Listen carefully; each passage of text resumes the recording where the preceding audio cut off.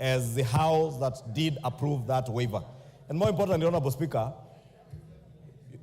you know, Honorable Speaker, as the leader of minority says, all Kenyans are taxpayers.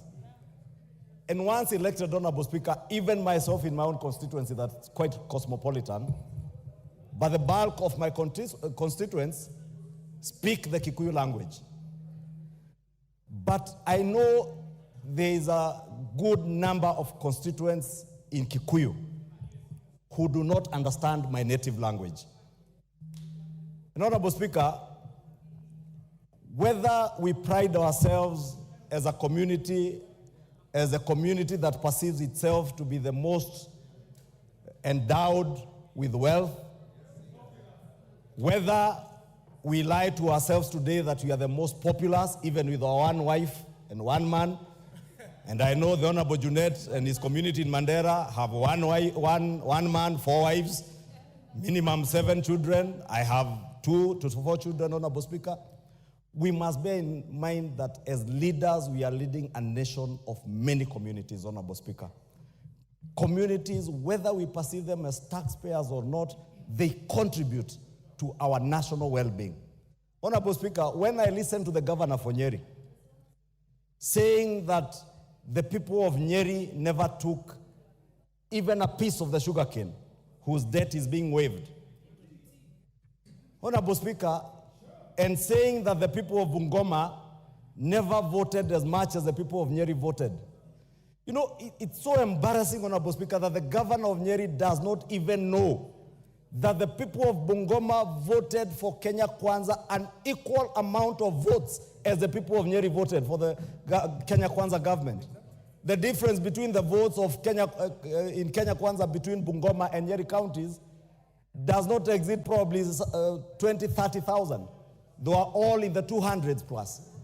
And Honorable Speaker, when a government is elected, it is never elected to serve those who voted for them. How do I know as a member of parliament in Kikuyu who voted for me, who did not vote for me? And Honorable Speaker, that is why at times we had difficulty, many of us, in engaging in a shareholder debate and shareholder discourse in terms of how we manage our government, Honorable Speaker. And Honorable Speaker, let me just say, I don't know whether we are not at liberty to discuss the conduct of the governor for Nyeri in this house without a substantive motion.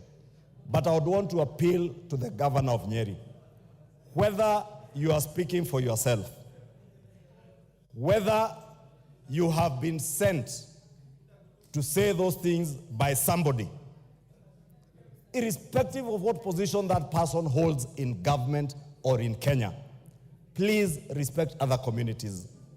Please appreciate that sugarcane farmers in Kenya deserve debt waiver just like coffee farmers deserve the coffee waiver that we have given them in this budget and in previous budgets, Honorable Speaker. Those of us who come from the sugar belt, and Honorable Speaker, you know, when you listen to that governor speaking about the sugar belt and imagining that Bungoma County is the entire sugar belt in Western Kenya, he does not know even the sugar companies that were to benefit from that debt waiver. 90% of them are in Nyanza, not in Western Kenya. Only 2 sugar companies, Mumias and Zoia, are in Western Kenya. The bulk of these other companies, whether it's Chemelil, Muhoroni, Stony Sugar, they are in Nyanza, and the people of Nyanza deserve to benefit from taxpayers' money, Honorable Speaker, just like the people of Kiambu deserve to benefit from the coffee debt waiver. The people of Nyeri, the people of Kirinyaga deserve. Therefore, Honorable Speaker, let us as leaders, and that's why, Honorable Speaker, in conclusion, I said here last week, and I know what I said here when I quoted a quote, saying that you cannot build a kingdom when you are fixated with attention from the village. I know there are those who took it out of context to try and mobilize a hate campaign.